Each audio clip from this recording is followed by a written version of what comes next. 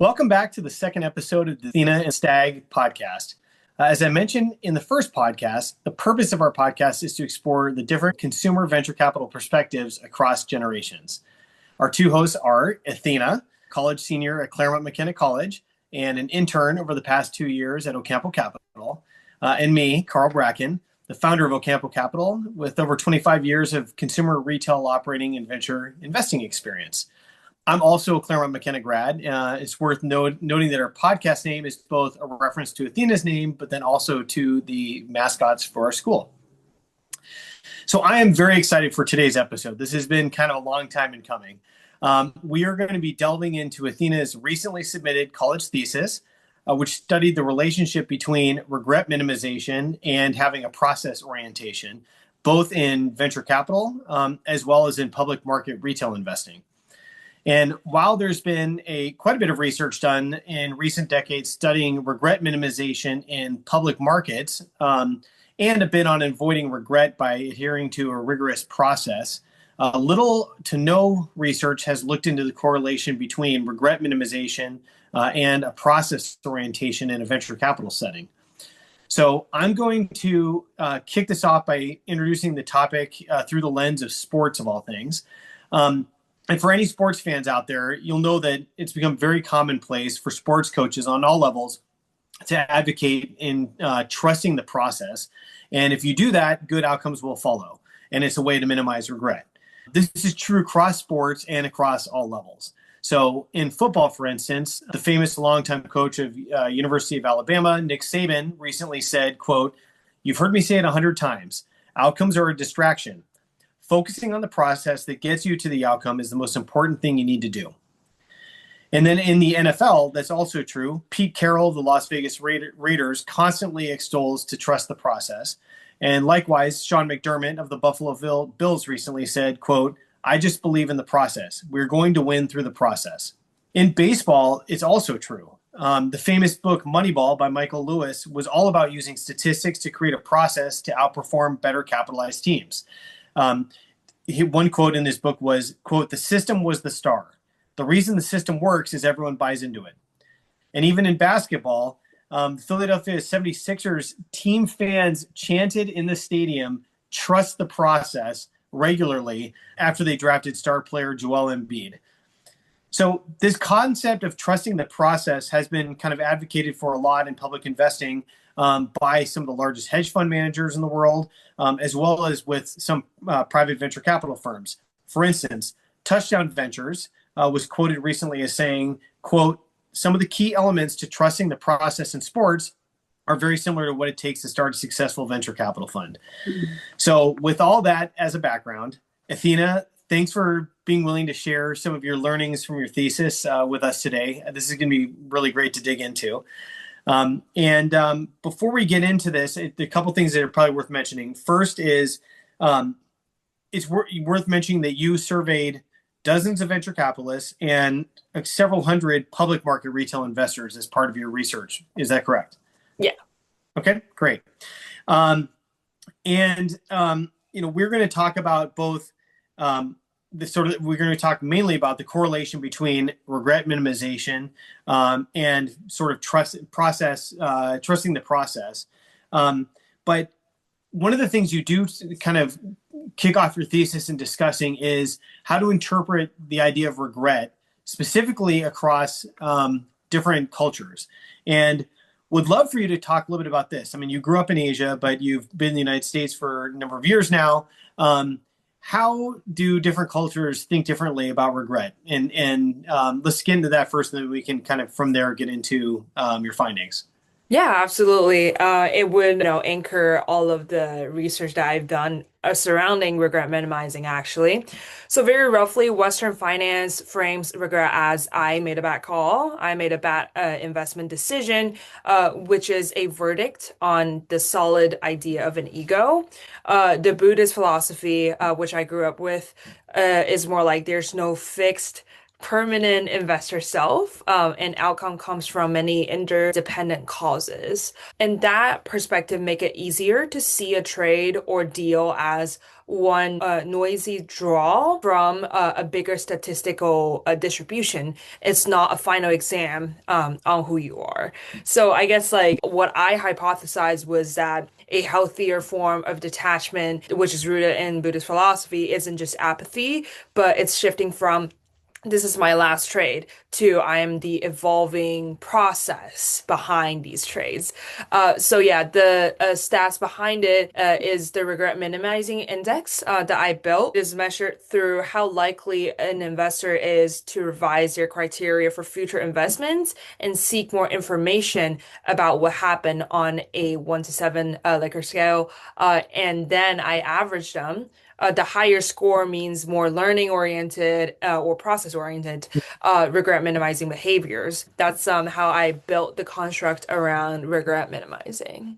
Okay, so we've set up regret in how you sort of can analytically describe regret, and we've talked a little bit about process orientation. Now, here's the big sort of reveal. So, what was the big surprise in your findings? The big surprise was process orientation basically didn't matter for regret. And why I went in thinking if you're more process oriented and less outcome obsessed, you regret less. But when I actually ran the regressions, the process variable was basically a non-event. So just saying we're very process oriented at this fund doesn't automatically buy you, or it shouldn't automatically buy you a peace of mind. In stats term, the p-value on process was well above 0.05, so I couldn't claim any real effect. So, this would, I think, blow many minds of people with finance backgrounds, such as myself, and also former athletes and things like that as well, because you are told over and over again, trust the process, trust the process. Then you don't have to regret because the outcomes will be what you want. On to the next question, then, which is kind of the logical follow through from this. If process orientation doesn't actually impact regret, what does impact regret?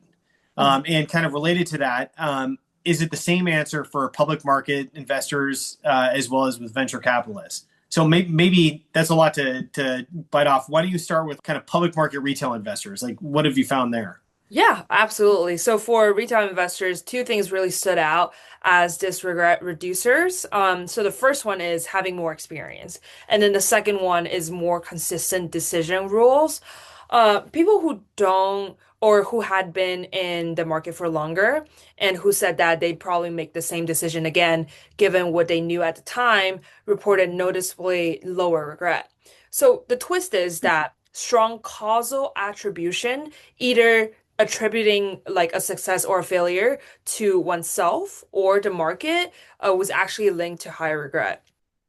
Interesting. Okay. And then what about VCs?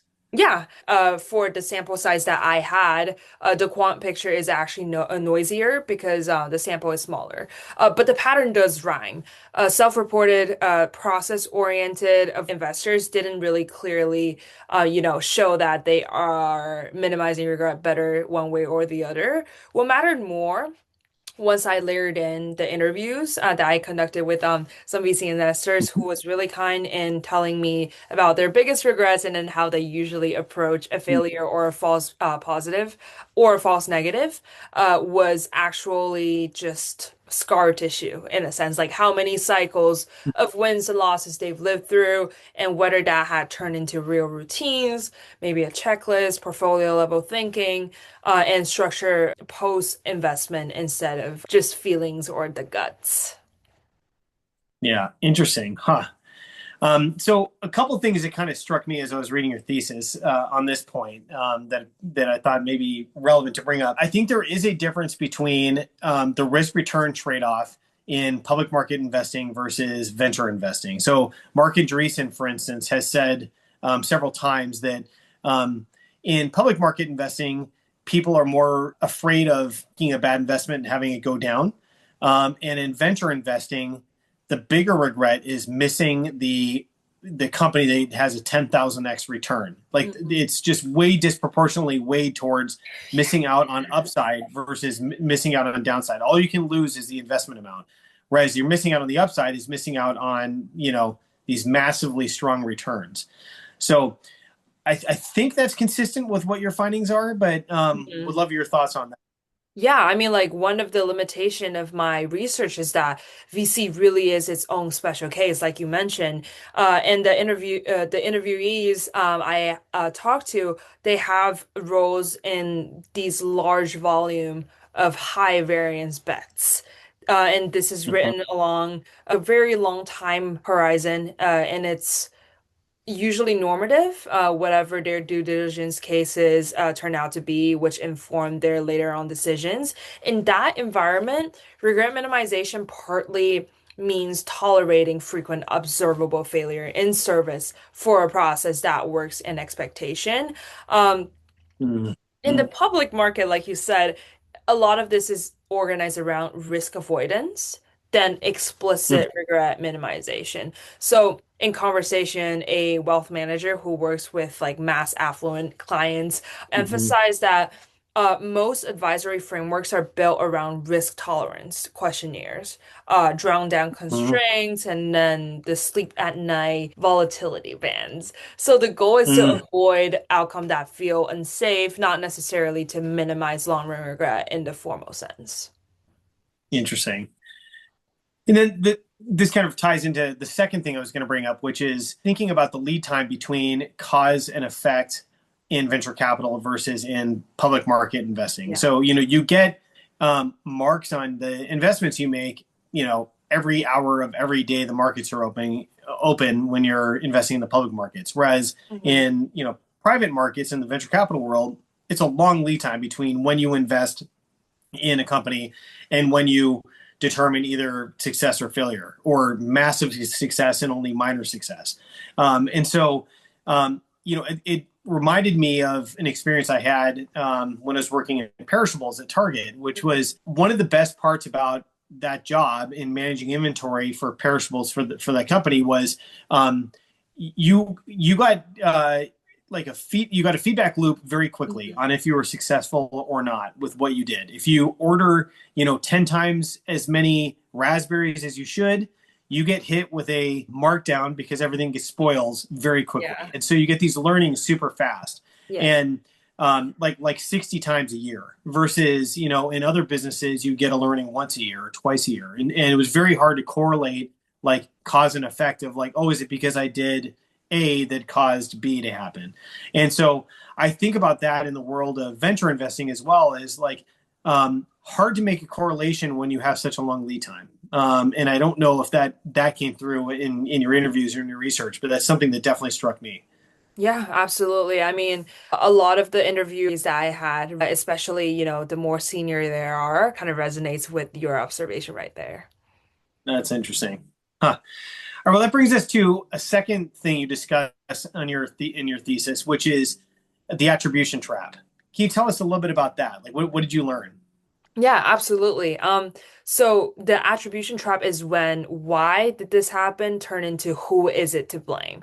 So in my survey, stronger self-blame and stronger external blame both showed up as higher regret scores. So people who had very strong stories like "Ah, I should have known or like the feds doing this again tended to to Mhm. stew more. And then the healthier pattern I saw was systemic learning. So asking questions like, do we need to tweak our screening, pacing, or ownership targets instead of sitting on one decision forever? So attribution is useful when it's about improving the process, and it's a trap when it's just kind of elegant rumination. Well said. Okay. And then another sort of concept you bring up in your thesis is the experience paradox. And I know you kind of alluded to it already, but can you give a little bit more sort of color on what you mean by that? Yeah, sure. It showed up experience as a variable showed up as a strong negative predictor of regret. So more years of investing, less reported regret, which is counterintuitive to me because as a very young person, I always thought that the infrequency of me experiencing regret is because I just think to myself, well, this is just a learning experience and I can do it again. But as you increase in years in investing experience in my model, you actually report less regret, which is really counterintuitive to me because I think that those folks have more things to lose, whether it be capital or their personal brand or losing other people's money. But you only get that experience by making mistakes that you will later regret. So I guess it's also a process of conditioning. Yeah, that's interesting. You experience the pain of failure more than you do the like euphoria of success, and that's proven to be kind of human nature. Um, but it is interesting that I think just as you get more repetitions, therefore more confidence, you're less likely to ruminate, to your point, over regret as much as you would when you're young and don't have that same experience. Um, I also think that, and you and I have talked about this before, but like I think that you don't have to get all your learnings from personal pain. You can Mhm. learn from others too. Although I know the research does show that 80% or so of learnings have to happen Yeah. yourself. You can't take like to take the cumulative learnings from all the generations before you and be perfect. So um, anyway, I think there is something about that I think is kind of interesting. Sort of lastly, I wanted to kind of circle back to your comments on regret across sort of cultures. Like you grew up in Asia, you've lived in the United States the past few years.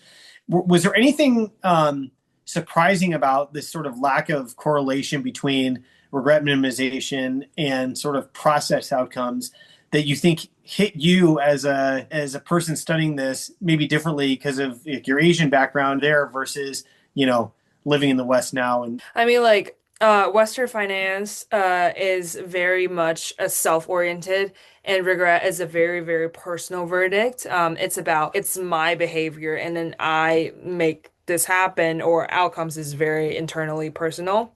I think that's similar across cultures, and anyone who practice like, Stoicism or Buddhism, or anything along that source that like emphasize the detachment, I doubt any of them, if they work in finance, can truly detach themselves from failures or success. And I think the most important takeaway for me is that there are some very useful principles that I use in the Buddhist philosophy. Like the reason why I built the attribution variable is I thought to myself, okay, if someone has a very strong attachment to their sense of self or identity, the more likely Mhm. it is they're going to regret more. Because, like, okay, I always thought of myself as a good investor, but now I screwed up. Maybe it's just because of timing, maybe it's because of luck, but that person is going to take it very, very personally. Um, so that very much still showed up in the paper.